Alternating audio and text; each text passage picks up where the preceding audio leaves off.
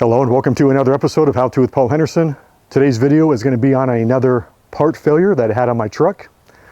And my truck is a 2019 Chevy Silverado All-Star Edition double cab with a V8 5.3 liter Ecotec 3 engine, disabled dynamic fuel management, and that's all I'm going to say about the truck.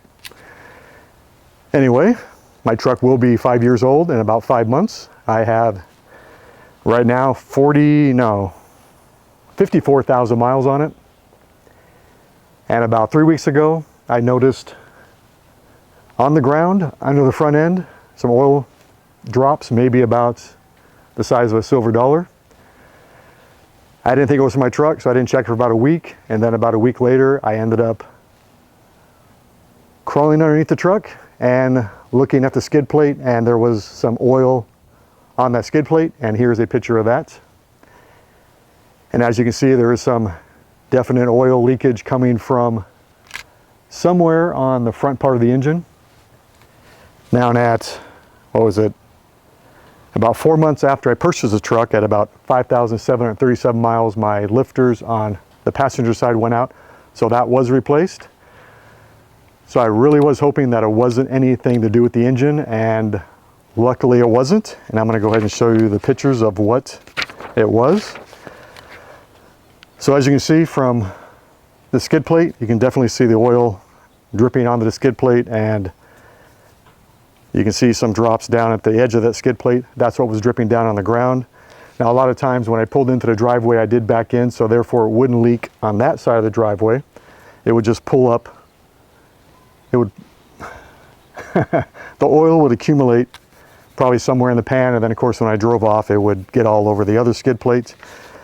So here is that engine oil leak. Well, it's not an engine oil leak, it's actually an engine oil cooler hose leak. Now this photo here, this is the hose, the two hoses that is coming from, here we go, right here. Coming from the oil cooler connector that connects just above the oil filter. And as you can see, there's no oil leaking from that cooler line right there. So going back to the previous photo. So as you can see from that photo line, from that line in the photo, you can definitely see that the oil is coming from that crimp where the aluminum line goes in to the rubber hose.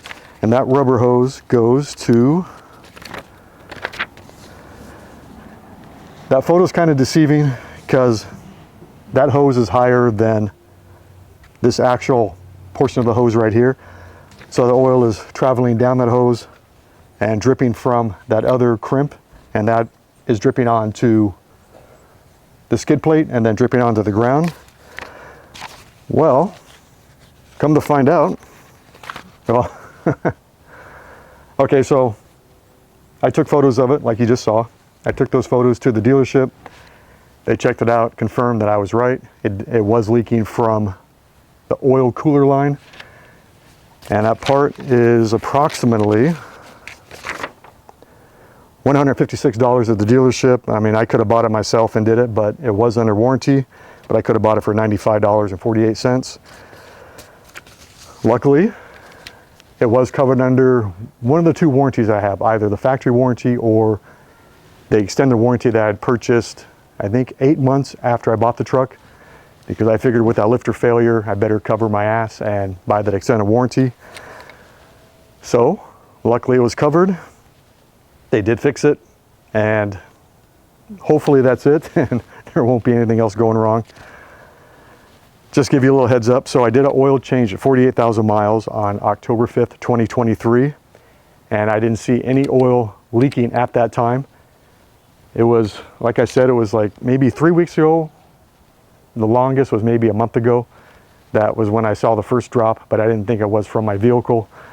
I actually thought it was maybe when you have the AC on, the condensation from the condenser maybe dripped on the ground. No, that wasn't the case.